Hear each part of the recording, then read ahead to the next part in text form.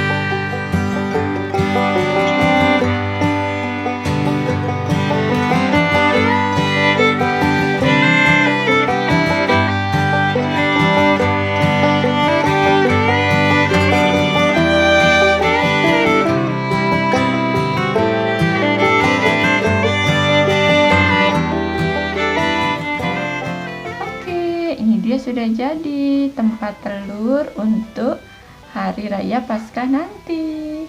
Selamat mencoba ya teman-teman. Jangan lupa di like, komen, dan subscribe. Thank you.